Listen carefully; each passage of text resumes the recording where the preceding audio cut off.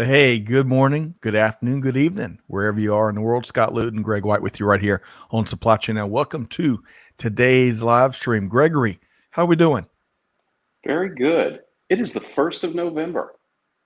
Can you believe Uh, that? It feels like this year is sailing by, and October in particular went quickly, feels like. So that's big news. But what's bigger news is I see you've got your Rock and Roll Express starter kit on your arm. Show me what was that again? That's actually a mask, but it really doubles nicely as, well, Chiefs Were you a gear.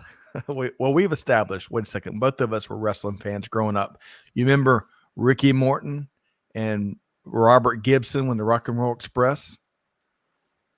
Well, so I grew up in the Midwest, so our local wrestlers were a total different group, but I Yeah, think I've heard of Rock and Roll Express. Yeah, yeah.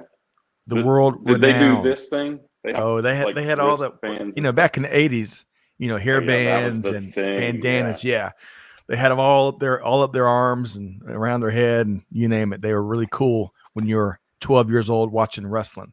right. But anyway, hey, welcome, folks. Today's supply chain buzz, not wrestling buzz, supply chain buzz. We're going to be tackling some of the leading stories across global business. So buckle up and get ready because we want to hear from you too. So we're going to say hello to a few folks here momentarily, Greg. But tell us before we get started, you're in Kansas City, right? Correct. What's the weather Correct. like? What's the game? Tee it up for us. Yeah. Well, it's a little bit rainy. I'm looking out here. It's a little bit rainy till about 2 o'clock. It's 44 degrees. Feels like 40, which reminds you quickly when you're from Atlanta what winter feels like. I mean, I know I'm gonna. I just can't wait for Gary Smith or somebody from upstate New York, Bobby Holland from U.S. Bank, right, to say you don't know what winter is, but I feel like I will after being out in it, 40 to 37 or whatever it's going to get to tonight for probably 5.5 hours or so. So yeah, but it's actually pretty nice here. The leaves are changing. It's pretty good, but it is kind of a reminder of one of the soon to be coming common disruptions of supply chain, which is the weather, right? Had a few snowstorms in the west and northeast a little bit already. Yep, They're predicting snow in just north of Kansas City in the next day or so. Light snow, I'm sure, but it's just when you thought we were out, Scott, they pull us back in. Um, they do. You're absolutely right. Well, good luck with Kansas City taking on yeah, the New thank York you. Giants here tonight. I'm going to flip the script a little bit. I'm going to go ahead and say hello to a few folks. We've got Peter Bolay all night and all day with us. He says, good afternoon, good Monday afternoon, day after scary Hallows night, certainly on the Braves front. And of course, Halloween. Yeah, we Yeah, and can't, Halloween. Greg, we can't talk about the Braves game today, right? I can't. It's too soon, Scott. There's nothing. I mean, let's talk about it to this extent. There's nothing like a grand slam in the first inning of a game. And I literally thought the game was over. I thought, no way they come back from that. They just got crushed in the previous game, Houston. No way Houston comes back from that. But they came back with a vengeance. Anyway, yeah, They let's did. move on. But you know what? There was a little bit of relief here in KC because it was also Halloween, All Hallows Eve. And not only did we get to see people out in their costumes, but I'm here with one of my previous two of my previous co-founders from Blue Ridge, just kind of a celebratory after we sold the company. And I was regaled with stories about one of my co-founders whose father is a Baptist preacher. So they didn't, and he's from the Bahamas. So they didn't really celebrate Halloween. And his wife is Haitian and is like totally against voodoo. So, and she feels like, there's a lot of that kind of bad juju around Halloween. So their kids now 25 and 23 have never gone trick or treating.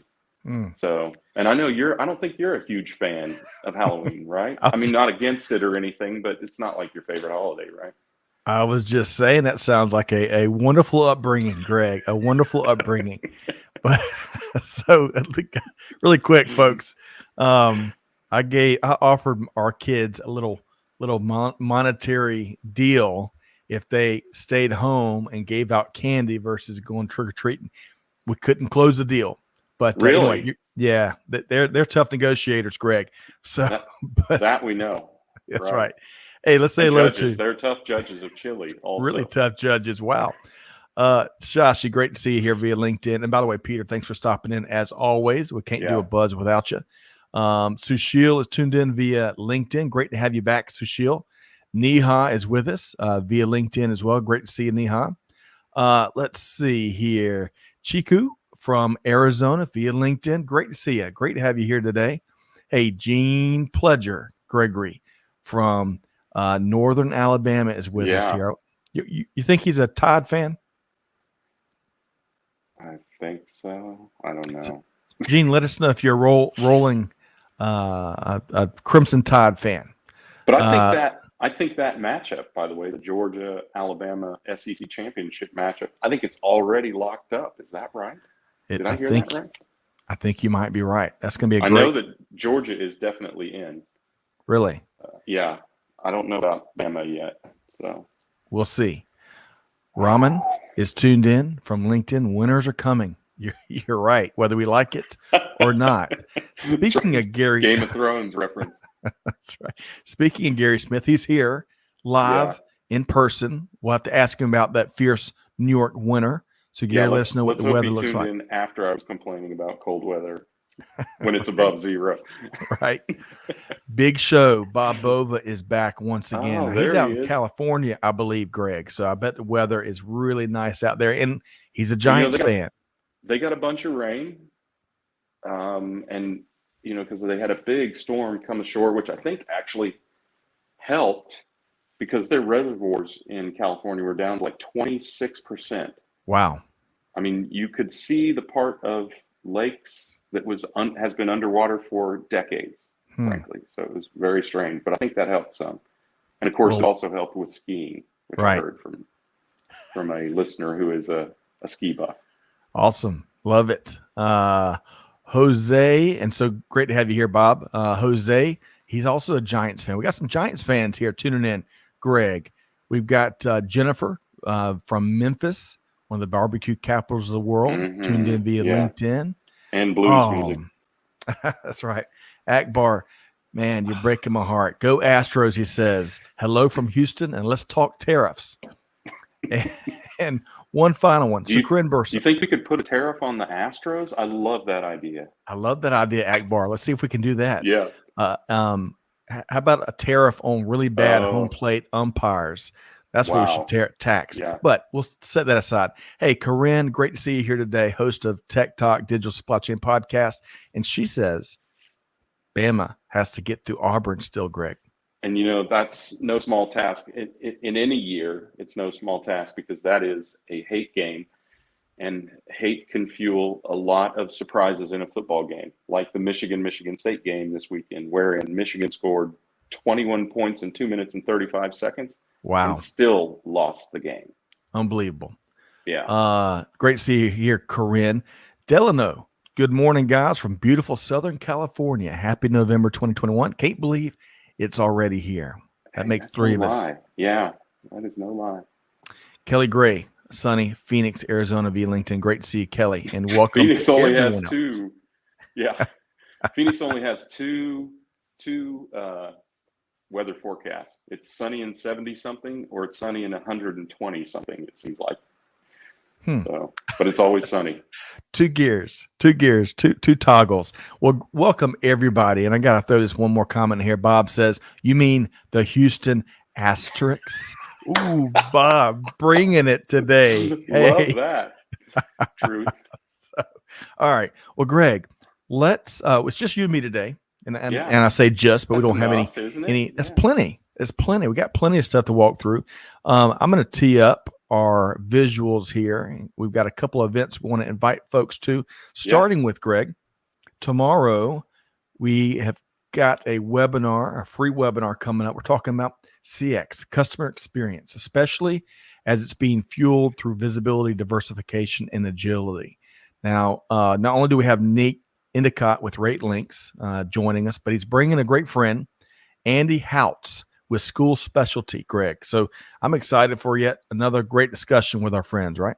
I always like it. I always love it when we get to talk to a technology provider or a services provider and a customer who's really getting it done. I think that perspective is so powerful, right? To see how people are competing and thriving or struggling or, meeting the challenges of the day in practical terms. I think it's fantastic because we talk a lot about what ought to happen, and talk about it kind of ethereally about how it does happen, but how it's happening for a particular person or company just really drives a point home. So every time we can do that, I love it.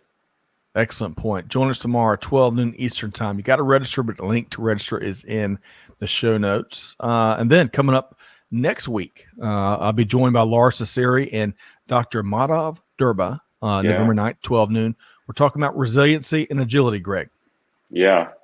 Coupa is making some big moves. They just bought, not just bought, but recently bought LlamaSoft and have completely expanded their offerings. And of course, have done some big things over the course of the last couple of quarters. So I think resiliency and agility are something we need particular attention on now.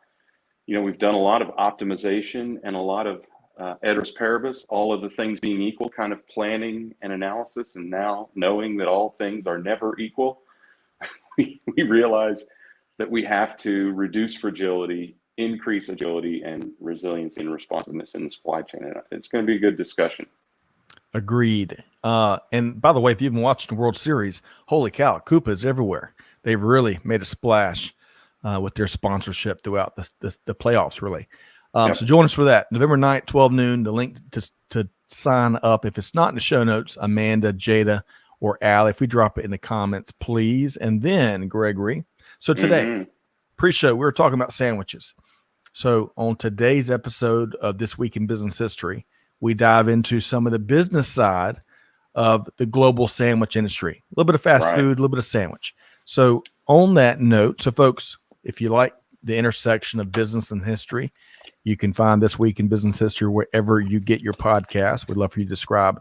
But we're going to be talking, folks, about your favorite sandwiches. We're going to hear from Greg. We're going to hear from folks on the production side, kind of behind the scenes, Allie, Amanda, Jada. And we want to hear about your favorite sandwich and where you get it. So give us about 3 minutes or 4 minutes to get through the next couple of notes. But we want to hear about one of our favorite things, a really good sandwich. Right, Greg? Yeah, and I think what was enlightening in asking people is it's really hard for people to pick one favorite sandwich, right? Everybody's got 7 or 8 favorites. Yeah. So give us one. I'm looking forward to working through that. So also take a listen to our 5 things you didn't know about the sandwich industry. Now, Greg, does one any other of those thing. include who invented the sandwich? It does. We touch on that a little bit. The 3rd Earl of Sandwich, I believe, John right? Montague. Correct. John Montague. Yeah. Do you know why he invented it? Do you go into that in the show? Because I don't want to spill it if you. A little bit. Yeah. He liked to gamble, so he wanted one hand on his food and one hand on his cards, perhaps. And it was a particular night when he was winning, and he didn't want to step away from the table because he was winning. Wow. So, okay. Yeah. Well, we're gonna have to get a full-blown series around sandwiches and Greg White, and really do it justice. If you watch enough, whatever it is, the National Poker Tour or whatever, they tell you all the gambling stories. So. Really? Yeah. Okay. There's a lot more there. I feel like you're now telling me, but we're gonna dive into it before you know it. I want to give a shout out, Greg, to our dear friends at Azul Arc. So we're producing today's show in partnership with our friends at Azul Arc, who built our stunning new website at supplychainnow.com. Now, Greg, you and I have of course met with Zahir and the team, and we've even had them on the show. They're leaders in user experience design and development of websites. And Greg, you'll get a kick out of this, custom software applications within the supply chain industry. So big thanks to Zahir and a talented award-winning team at Azul Arc. You can learn more at azularc.com. But Greg, what's one thing, whether about Zahir, who is talk about food with Zahir, we could have a whole series there, or about what his team does from that UX point of view. What comes to mind? Well, so I mean, they start first with a really solid foundation of research of the persona of who will be using the technology. So I've actually talked to them about some technologies that I have about doing UI and UX work for it before. First of all, great team, unbelievably talented, really. All the folks that I've talked to there are really, really strong. Zahir, the leader, of course, but yeah, I think the thing is that they really want to know the type of people, like what their makeup is, and also how they intend to be using it, mostly working back from the goals of how they'll use the technology. And I think that is really, really powerful. I'm a strong believer that you build the UI and UX first, and then you adapt the technology that underpins that to that. Because the worst thing you can have is a really, really good piece of technology that nobody wants to use. That's true. Right? I mean, and it happens all the time. Excellent point. Excellent point. Great advice. Well, hey, y'all check out azularc.com if you have any needs in mind, especially for the new year. As we've already celebrated, we're in November already, which is tough to believe. Okay, so Greg, we're going to spend a couple minutes talking sandwiches, right? Because National Sandwich Day is Wednesday, November 3rd. I had no idea they celebrate sandwiches formally. That requires tuxedos one day a year. And so you got to pick your sandwich carefully on that day. Right. So, and by the way, Sophia, great to have you back. All right. I hope this finds you and your family well. Yeah. So, Greg, you always got to ask though, when you see Sophia, are you or are you your sister? Right? Because they are twins. So. That's right. All right. So I want to ask you, Greg, with National Sandwich Day coming up on Wednesday, November 3rd, what is your favorite sandwich or where do you get it? This could be as popular and insightful as my, what would you do after you made a pile of money landscaping answer. My favorite sandwich is egg salad. I love egg salad. Unquestionably, head and shoulders above the rest. Next would probably be peanut butter and jelly. And then, because when you start a tech company, you better like eating peanut butter and jelly because you're going to eat it for like 2 years straight. And then, the vast array of sandwiches, which I'm sure we'll hear from the crew in the upper decks and the club seats today. So, that's sandwiches. mine. What about you? What is your favorite sandwich? All right. So, patty melt from Waffle House. From Waffle House. Oh, man. With some Tabasco. I've been eating that since, less of it, but since high school days. And it's just a thing of beauty. And then, if we're opting maybe for a few less calories, a good Italian sub. And Jersey Mike's is our franchise we like going to. We like the bread there. Not a big Subway fan, but hometown Aiken, South Carolina, there's a great place called Pat's Sub Shop. They've been around for decades because they get it right. They do it right, and they build it right, and it's delicious. So patty melt or an Italian sub. Greg, go ahead. No, you go. You have a what? I have a philosophical sandwich question for you, and that is, do you consider a hamburger a sandwich, or is it a burger unto itself? Is it a totally separate category, or is it a sandwich? That's an excellent question. About that. My quick take is, since a patty melt, I get it on standard wheat toast. That makes it a sandwich instead of a burger. Okay. But I think a burger is a different category, would be my take. Yeah. Now, it is funny how a patty melt is a completely different definition of food from a hamburger, isn't it? Right. Strange. Now, for the purpose of that podcast on This Week in Business History, we kind of took a sandwich, but then an extended view of the food industry. Global view of sandwiches. That's good. All right. So I'm going to really quick, and looks like we're getting some great sandwich suggestions here. We're going to share from around the skyboxes. Let's see. Allie, who's on our production team, turkey from Publix, Amanda, who's also behind the scenes here today, a club sandwich, not from, I mean, just from anywhere. She also likes making a mean club sandwich. And then Jada, Greg, had a couple answers here. Yeah. So she's a big Jimmy John's fan, loves the Pepe there at Jimmy John's, or the ham and cheddar at Penn Station, which I think is also a chain up maybe in the further up the Atlantic seaboard. Wow. Yeah. Ham and cheddar. I love a hot ham sandwich. Oh, True. man. I'm with you. So let's see. That's let's what see makes here. it so hard. Right. Especially when the cheese is just like flowing and it's just soft and velvety, and you got a good piece of ham and good bread, because bread is what makes sandwiches. But let's see what Peter says. Lunch yet? Peter says, have many himself in terms of favorite sandwiches: bacon, grilled cheese, a Reuben, Montreal smoked meat. Best in the world. Smoked meat sandwich. Everyone should eat one of those before you die. It is unbelievably, spectacularly delicious. Yes. Wow. Souvlaki egg sandwich, club with meat and a fried egg. List goes on and on. And he also left out the Philly cheesesteak. There you Loves go. that. Yep. Sophia, pulled pork sandwich with avocado and spicy barbecue. You know, how about that?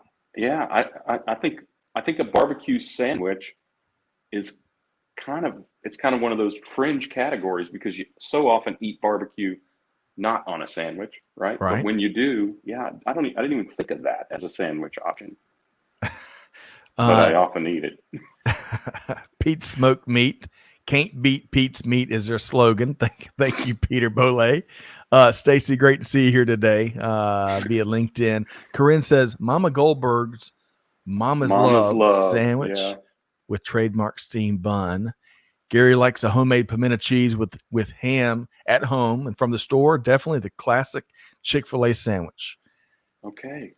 Big Show Bob Bova, Claro's Italian Deli, a great Grandpa Joe or sausage and peppers, On the Joe, Mortadella, Capricola, provolone, dry salami, pepperoncinis. Oh, there you Bob, go. You got me, man. He had you at pepperoncinis, didn't he? That's right. Finally, Felicia, and I wish we could get everybody here. Felicia says, and hello, Felicia, from our friends at RLA. My sister in Denver makes the best sandwich. No matter what I do, I can't replicate it. Or maybe it's just better when someone else makes it for you. Basic white bread, turkey cheese, lettuce, tomato, avocado, and bacon. How about that, Greg? Yeah, that does sound good. So I think I'm too old to have avocado on every sandwich, but I do frequently. All right. Well, thanks for everybody sharing. Gosh, we've gotten deep into the show. We still got to get to the news of the day. But hey, we want to hear y'all's take on three stories. We're going to be talking about freight. We're going to be talking about a partnership between Saks and GXO. We're going to be talking about Amazon says it is snarl proofing its supply chain. More to come on that. And then China's manufacturing activity. We're going to touch on all of that and more on today's Supply Chain Buzz. All right. So I'm going to pull this up, Greg, and we're going to walk through. So, Greg, as we do once a quarter, we had our friends from U.S. Bank join us for the 3Q 2021 Freight Payment Index this quarter. And I think the show took place last week, maybe week 4. But, Greg, we had Patricia from Mondelez International, who basically leads their North American transportation activities, which, man, wonder how much sleep she gets at night. But she was a home run guest, and it was really neat to kind of hear the data side from Bobby and then the practitioner side from Patricia. I've got a couple of notes, but Greg, what was a key takeaway or two from you when it comes to their freight payment index? Inflation. There aren't enough drivers. There's not enough. The cost of diesel fuel is so very high. I think setting records now since we actually had that show with them. Right. There aren't enough trailers, equipment, drivers, and one thing that I saw that was particularly interesting is that while there's a lot of latent demand out there, demand is actually the ability to fulfill demand is actually tamping down demand in the marketplace, because so many people are not even issuing for bids because there's no trucks to haul this stuff. So it's a really interesting point where it looks like demand is low, but that's only because so many people are out of the market. Agreed. And a couple of things, and I'll throw this graphic back up here really quick, Greg. Everything's up. Spending and volumes, in particular, third quarter spending is up 32.6% over third quarter last year. That's the second biggest increase ever, Greg. And if you check it out by region, check out the Western region here when it comes to spend, 44% increase in spend third quarter 2021 over 2020. So no shortage of observations, no shortage of activity and challenges across the North American freight market. The best thing, perhaps the best news here, Greg, perhaps, is you can get the freight payment index for free if you go to freight.usbank.com. Okay. Yeah, don't be surprised by this information next quarter. Right. That is right. I got to share. Get on their mailing list and they'll send it to you, and then you can discuss it with us and our guests. Right? We'd love to hear you. Yeah, we'd love to have your voice. We had some of that. I mean, this time around too, we had several folks who were chiming in on what they're seeing, right, or why they think we're seeing it. So I love that discussion. I'm with you. So Mohib's throwing down the gauntlet. He says, Scott, I know you like your food very much, but don't you think it's time to hit the gym as well? 2 hours a day will make you look really good with your dashing haircut. Mohib, man. I love you too, man. I love you. But I hope this finds you well there in Wichita, Kansas. Allie says, oh, man, my favorite is actually the BLT. How did I forget that? Man. There's a great harvest store near our house. They make a fantastic BLT. Ooh, that sounds delicious, especially during the summer with summer tomatoes. T Squared, who holds down the fort for us on YouTube, says a Rachel is a damn good one. And that's a Reuben with coleslaw instead of sauerkraut. Huh. Hey. Okay. You had me. You had me at coleslaw. We love our coleslaw around here. Okay, Greg, we got to keep driving. We still got a lot more information. We haven't talked about the news yet. Right. All right. So to that end, I want to start news-wise. Saks Fifth Avenue is partnering with GXO on fulfillment to try to keep up with e-commerce demand, according to this story from Colin Campbell, maybe, over at Supply Chain Dive. So, Greg, get this. Luxury fashion demand, foreign concept around these parts at least, is expected to increase dramatically over the holidays. Thusly, Saks is partnering with a new GXO logistics fulfillment center in Middletown, Pennsylvania, so it can ship directly to customers across the country. In fact, Greg, 70% of that new facility, 70% of inventory is going to be dedicated to Saks. Your thoughts here, Greg? Yeah, so I posted a little bit about this article, and there was some serious interest on this late last week. And GXO, and for anyone who doesn't know, is a spin out of, what is it? XPO. XPO. XPO. Sorry, there you go. Because they've started spinning off business units to try and increase shareholder value, and it's happening instantaneously. But Saks actually started a new business. This is actually a separate business from their regular retail for e-commerce. I'm not sure why that is. I think there's a lot of synergies to be gained with it being in the same company. But I think I was actually really impressed to see a relatively old school, you could argue, right? They're one of the oldest luxury department store brands in the country. Right. To see them kind of tackle this, and particularly for the reason that they did, they want to reduce complexity and risk in their supply chain, right? And not what I noticed right out of the gate was cost was not at the top of their list. I'm sure there is huge cost benefit, but cost is just one of the risks of supply chain. It is not one of the goals of supply chain, right? This is a risk balancing exercise. Often you're weighing cost against optimal fulfillment, whatever that is for you. But I was really impressed by their approach to this. I think it's a very mature and innovative approach for this, particularly an established retailer like this. Agreed. Now, did you know, Greg, there's 3 towns named Middletown in Pennsylvania? I was was trying really quick for the show to look up and kind of see, where did they decide to place this fulfillment center? But we're gonna have to do a little more homework because there were no quick answers. But that's really interesting. 3 towns named Middletown.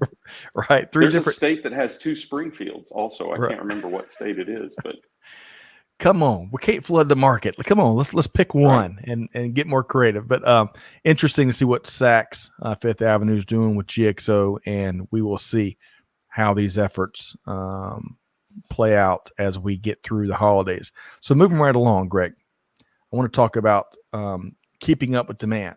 Now, Amazon says it's ready for the supply chain snarls, operative word snarls, that will be coming with the holidays ahead.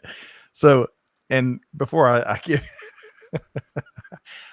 so look, I tried to find, when I think of the word snarl, what image comes to mind. So we're trying to, illustrate these powerful words they put in these headlines. So according to Annie Palmer over at CNBC, Amazon has stated in a blog post that the company is well positioned to, quote, get customers what they want, when they want it, wherever they are this holiday season, end quote. Them's big fighting words. But Amazon is also doing what other retailers are doing, encouraging shoppers to buy earlier for the holidays this year. In fact, I think I saw Amazon talk about some Black Friday-ish looking deals already in October, trying to shift some of that demand. Target and Costco too have been doing it. Yeah. Amazon says, and I'm gonna come get your take here, Greg, including your comments on our visceral pictures we used for the headline. Amazon says it has, amongst other things, invested in inventory planning, doubled its shipping container processing capacity, and partnered with more ocean freight carriers. Gregory, are they going to be able to insulate themselves truly from supply chain snarls? No. Is there anything else you want me to say? I'm just kidding. Of course they're not. And of course, this is what they would say. I think if anyone can do it, can be successful, they'll be right at the top. But I think, organizations like Home Depot and Costco and others who've basically chartered their own ships, so they're in charge of whether their goods stay on the ship and that sort of thing, they're in a much, much better position. Now, the other thing that Amazon has going for them is this vast fulfillment and logistics network that they have that is a service to their customers. The other thing that they have going for them is the plausible deniability of being able to say, well, that outage is not really on us. Right. That's on the merchant. That's on the provider of those goods, right? Or that's on the seller in the marketplace. So, I think they'll do as well as can be done. But as I was reading through this article and thinking about this, I'm thinking there are so many things that are already out of stock. It's not like, and are presumably going to continue to be out of stock. They're not going to overcome that. What they're really talking about is they hope and they believe that they have a strategy to not get ensnarled. I think knotted fishing line, by the way, when I think snarl, that kind of snarl, right? But not get ensnared in further supply chain disruptions. And maybe they're able to take enough control of what they've already got in motion or plan to have in motion, or probably should already have here on our shores, that they feel like they can overcome it. But there are going to be far fewer SKUs, far lesser quantities of products this holiday season. That's just a fact, and it's it's impossible to avoid. I mean, the ships that have been waiting in the harbors for weeks, or now in some cases 90 days, they were and still are carrying goods for the holidays. So right. And as we've noted today, Scott, it's now November. So it is effectively the holidays. Right. That's right. Hey, folks, let us know what you think. Is Amazon, how are they going to be able to mitigate, or to what extreme, and get around some of these challenges? Let us know. You may already be seeing some things play out with Amazon or other e-commerce retailers. I'd say, Greg, we're going to talk about the power of diversification tomorrow with rate links when it comes to managing your supply chain. I think part of something we've been doing around here, at least as consumers, is diversifying where we place our orders. I probably have used Amazon the least amount in 2021 since I became a regular user of Amazon. Whether it's books from Barnes and Noble and some other sources, because really, and oftentimes for me, Greg, I don't know what it's like for you, but I've tried to embrace the fact and fight against that I need it now kind of human element. When it comes, it comes. I don't need that book tomorrow. I don't need that book 2 days from now. And so when you really start to kind of peel that layer of human psychology back, you can really get what you need a wide variety of places other than Amazon. Well, and the truth is Amazon can't, in a lot of cases, they can't meet the 2-day delivery thing, even for Prime members, which I am, and I'm sure you are, and millions, hundreds of millions of us are. Right. They can't meet that. And it's funny because two realizations. One, my wife told me that coffee is going up substantially. To give you an idea, I usually buy a 6-pack of coffee beans, unground coffee beans, and they were $88 for 6 2.2 pounds, 1,000 kilogram bags. I basically buy a key of coffee. Only coffee. But it was $88 the last time I bought it. Looked at it this time to buy it, $118. So that is a substantial inflation rate. There's obviously things going on in Brazil and some of the other producing countries, but I was still able to find coffee that must already be in stock at closer to my previous price. And I did what I call a forward buy, which is really what got me into supply chain, hedging inventory against cost inflation. So I bought like 3 times as much as I usually do. Really? I did a little quick calculation to determine, what I expect the price to go up to, and bought about 3 times as much as I usually do, so that I hopefully won't have to buy again until the price goes back down. Wow, man, I love that. Greg, you need to teach some classes around that. Hey, I want to add one other note, and Amanda, Jada, Allie, if we can drop this in the comments as we look to diversify our spend and look at other resources. Hey, Spousely.com is a great resource.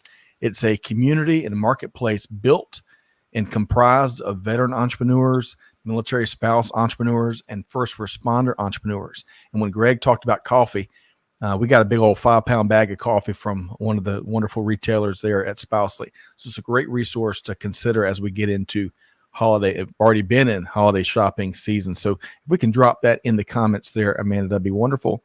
Let's see here. Sophia says, point out just one more thing. Please. Before we get to Sophia, one thing that this really struck me when reading this article is the article referred to Amazon as the retailer, not the marketplace, not the tech company or anything. That when they use that specific term, it made me think that in a lot of ways, Amazon is just another retailer. They really, in so many ways, are. Their vendors, in their case, they call them sellers, but their vendors sell goods that they then make it to the consumer, just like Saks Fifth Avenue, or just like Target or Walmart, or whoever else. And when you think about it that way, and Amazon's stock has been wavering, to put it kindly, all year. In fact, it's down over the year for some portion of the year. When you think about it that way, it makes you think, because that's a big part of their business, and it's also the least profitable part of their business. How much of a drag is this retail on Amazon, and how long will they tolerate that? Because clearly they have not fixed the cost benefit scenario in the retail aspect of their business. They make all of their money off of AWS, Amazon Web Services, hosting servers, right? So I don't know why that just happened to strike me today in thinking about that, when they use that so intentionally.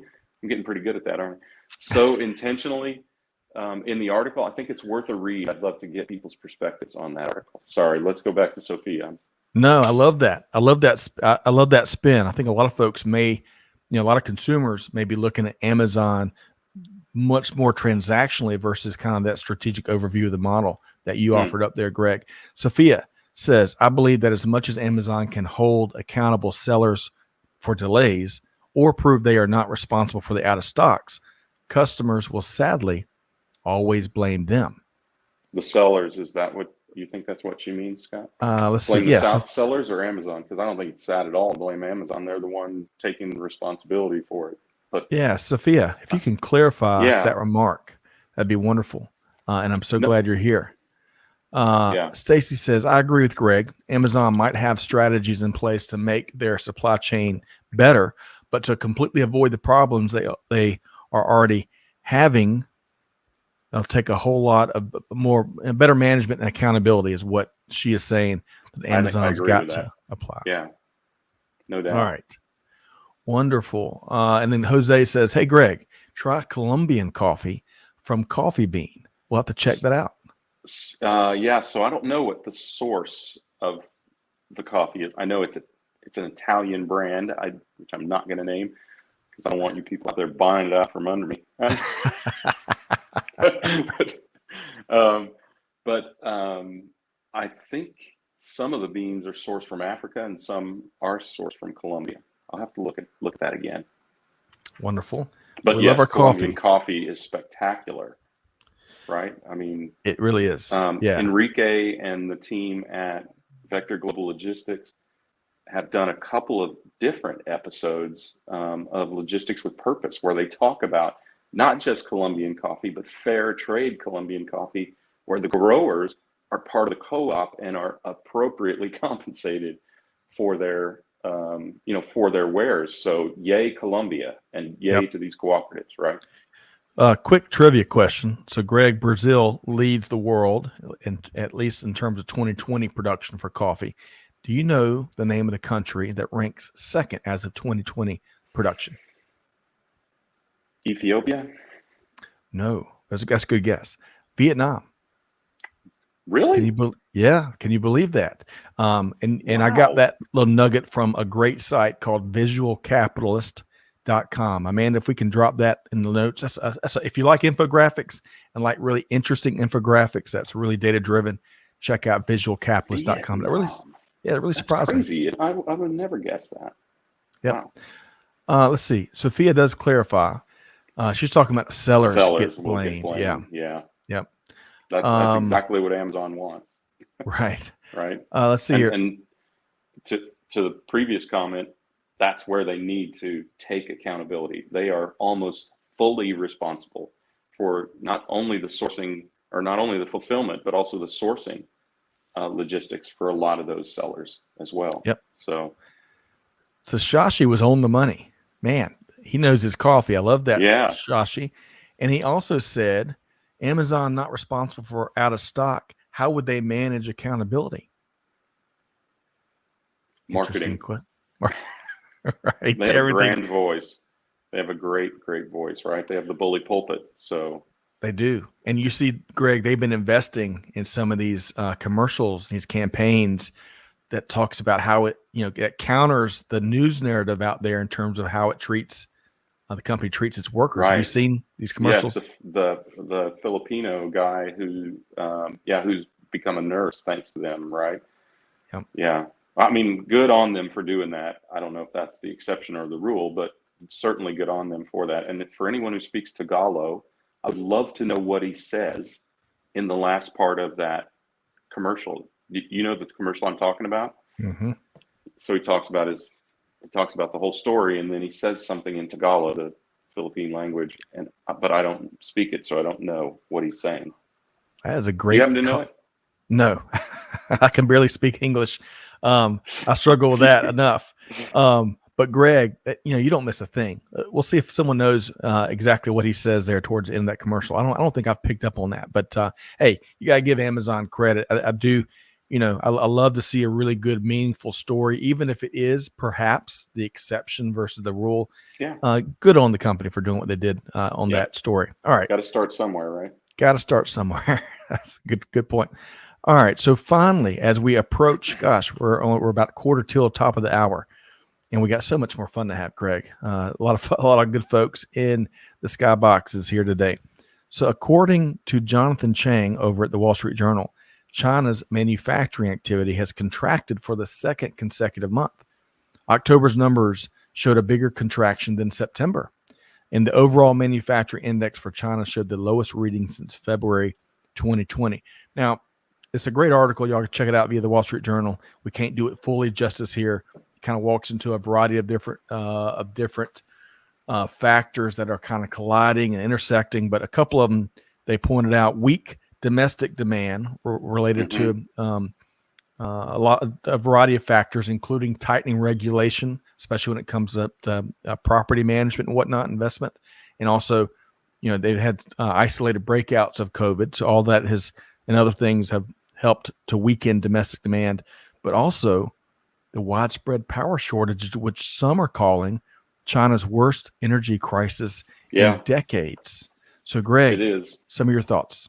Yeah, it is definitely that. I mean, and they have a very, very dangerous combination. They are already in a state of economy that, for those of you who haven't heard it called this before, it's called stagflation, where demand is flat or declining, and yet prices are still rising. Their PMI, their Producers Management Index, and Consumer Pricing Index are both on the uptick big time, because the energy scarcity, causes an increase in pricing. The pricing of raw materials is well above. The article mentions an index of the pricing of raw materials, and that is way up. Right. And there's just a lot going on. So they are really, really struggling as an economy, and their bank, their central bank, is disinclined to start to kind of manipulate the money supply or anything like that, interest rates, to try and stimulate the economy. So that, we'll have to see what's happened, but they are already, according to some analysts, in a state of stagflation. And it's probably a precursor for you're not going to want to hear this, Scott. We'll spin it positive somehow. That's probably a precursor for what's going to go on in the rest of the world, as well as, as increasing pricing starts to drive down demand in the marketplace. We're going to start to see a lot of stagflation and possibly even recession around the world. I only say that because it's better to be informed and prepared than surprised and broke. Well, I hope you're absolutely 100% wrong, but so do I. Good point. That's an excellent point. I hope I'm 100% wrong. But I've learned, don't bet against Greg White. He knows what he's talking about all too often.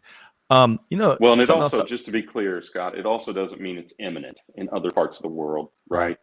But I mean, let's face it, China, as goes the world these days, or as goes China these days, so goes the world in a lot of cases. Though I still think that the way that their government manages and manipulates their economy and their industries, because they're all owned by the state, of course, in some form or fashion, that they do have a unique set of circumstances. So there is a chance that it doesn't impact the whole world. Right. Well, we will keep our finger on the pulse for sure. Wide-ranging episode of The Buzz. And again, this last article that we've been pointing to, you can find in the Wall Street Journal, and that was written by Jonathan Chang. So good stuff there. Good reporting. Okay. So Gregory, it got about 10 till. Man, we got through that a little bit faster than I thought we would. Impossible, right? Yeah. Impossible. So you're in Kansas City yes, sir. For a couple days here. Is there one legendary restaurant that you definitely, each trip into Kansas City, when you go to the football games, you hit up every single time?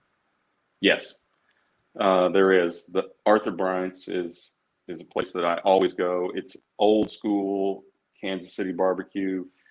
It's in a part of town where, by the way, you can make a study of logistics, because that part of town has kind of transitioned over the years, and there are just of course, there's a ton of trucking in Kansas City. there's there's a bunch of logistics yards and truck yards right around the place. So you have to be very judicious about what time of day you go to eat there, because you could get behind a couple hundred truck drivers and spend a lot of time in line. But that's great. The Majestic, which is possibly the best steakhouse in America. And yes, I have eaten at Peter Luger's, Gary Smith. So I'll stand by that opinion. But yeah, I mean, that's good.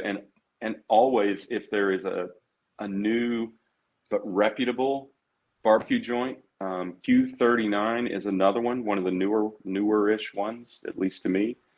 And that was spectacularly delicious. And Casey Joe's.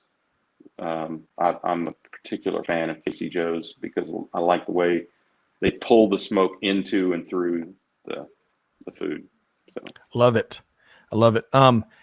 So gosh, we need to talk a lot more food around here. Or maybe we don't need to talk a lot more food around here. Maybe not. I love comparing because Boheeb's already encouraging me to go hit the gym. Maybe we talk too much food, but hey, I think you look pretty good, by the way, in your new swag. Look at that, Scott. I love that quarter zip, man. That is very styling. We got more. I'm surprised nobody commented on that. I mean, seriously, it looks fantastic.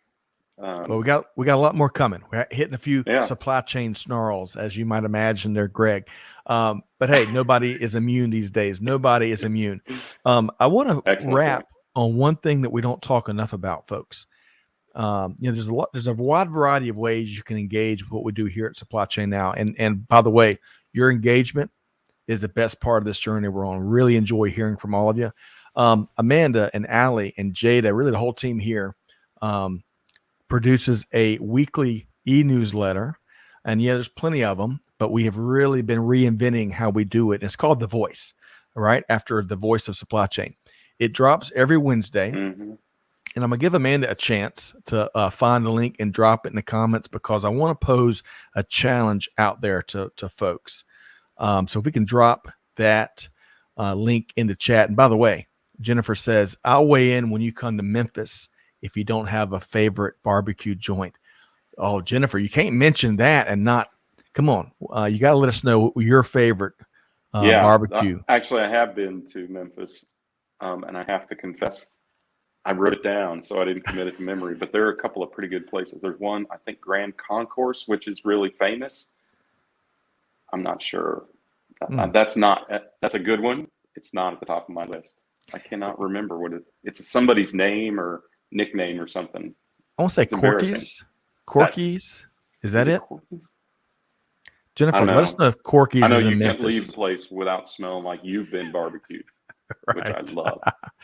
All right. Well, hey, back to weekly newsletter, chock full of not just our stuff, headlines, some humor, some giveaways, you name it. But sign up for The Voice. The link is right there, and I'm going to sweeten the deal a bit.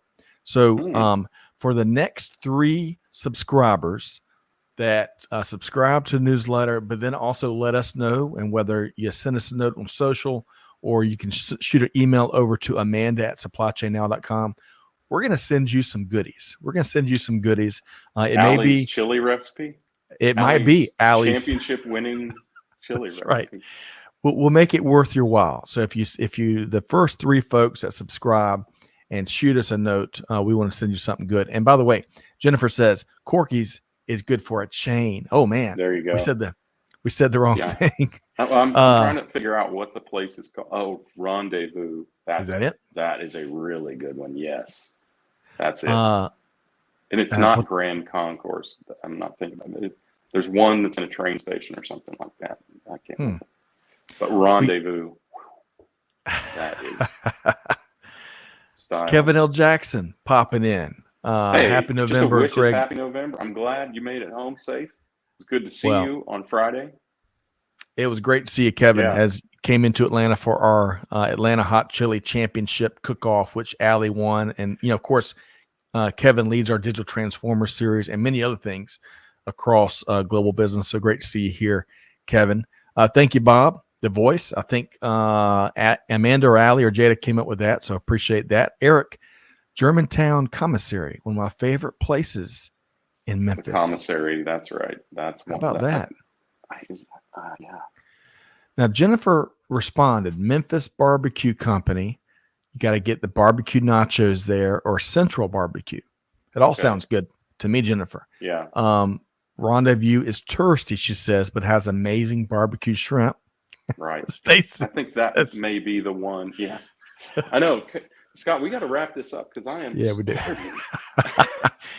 Stacy, hey, I want them goodies. She says, hey, we'll make sure you sign up. Make sure you let us know. And thanks for everybody being here today. We had a lot of fun talking sandwiches, talking Kansas City, and a little bit of football, a little bit of baseball, not much baseball, a little bit of football. We'll see what happens in the next two games between the Atlanta Braves and the Houston Asterix, according to Big Show Bob Bova. Just kidding. That was Bob that said that. Well deserved. Well deserved, and a lot of other things taking place across global supply chain, folks. Yeah. Hey, make sure you sign up for The Voice. Make sure you let us know so you can be part of the very rough informal drawing. Best wishes, Greg. Safe travels to you and contingent, the delegation out there in Kansas City. Yeah, thank you. I think we're going to have a good time. So have a wonderful time. Hope you win the game tonight against the Giants. And folks, most importantly, beyond football and sports and anything else, do good, give forward, be the change that's needed. And on that note, we'll see you next time right back here at Supply Chain Now. Thanks, everybody.